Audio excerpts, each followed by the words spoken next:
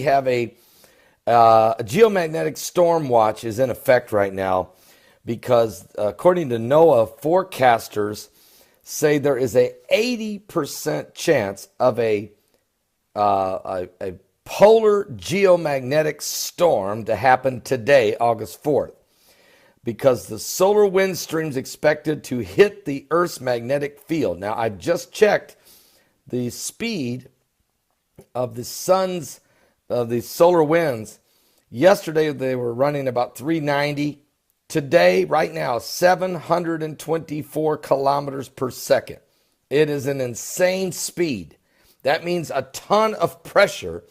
CMEs are, and because the sun just rotated up toward us now with this gaping hole in the sun's atmosphere, we're being inundated as we speak by CMEs, building pressure upon the earth. You can expect a high earthquake watch in the next 72 hours. And as this pressure comes, the proton levels density is at 11.2. That's a lot of pressure. So let me just say to you, when the solar wind stream is expected to hit the Earth's magnetic field, the wind is flowing from this canyon-shaped hole in the coronal, it's called the coronal hole of the sun's atmosphere.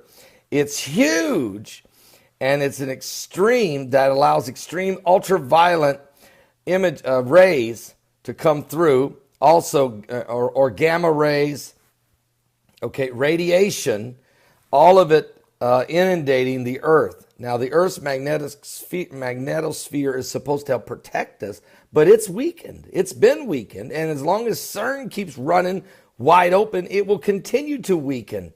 So this just adds to the pressure, because if you don't have any way to, first of all, if the sun has this gaping hole in its atmosphere, that means these solar winds are just racing right through. Nothing's slowing them down there. Then when they get to the Earth, if the Earth's magnetosphere is weak, then there's nothing slowing it down much here.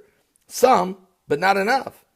So when we get hit with these extreme winds from off the sun, these CMEs, these solar winds, can bring about pressure building, heating the inner core of the Earth, and the pressure begins to cause the tectonic plates to slip and to give. And that and already Yellowstone National Park, earthquakes, every day there's a quake or two over 2.5 right at that super volcano. And don't forget Cascadia, because did you notice something?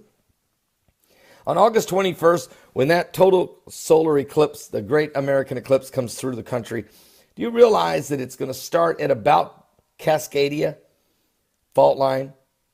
And as it goes across the country, Yellowstone National Park and the New Madrid fault line will all come under this darkness, this change in the pressures that build. I mean, I'm just a little nervous about it, to be quite honest with you.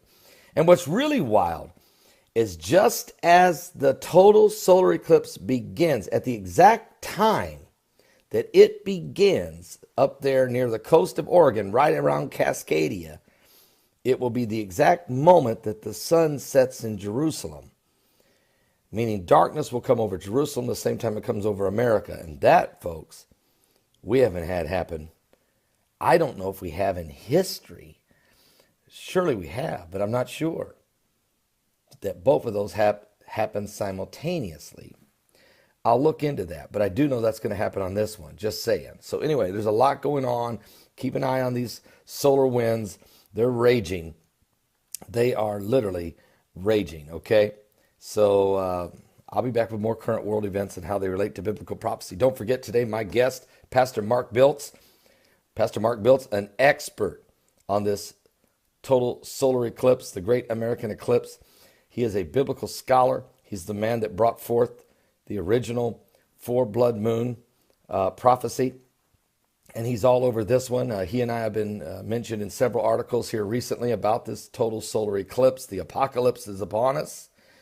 Is it a warning of God? Is it the judgment of God for America? And Revelation 12, how does it all tie in according to the Bible? and the feast of the Lord. We'll talk about it. Don't miss today's show, 12 noon Eastern at my website at www.paulbegleyprophecy.com. We'll be live right here at YouTube as well.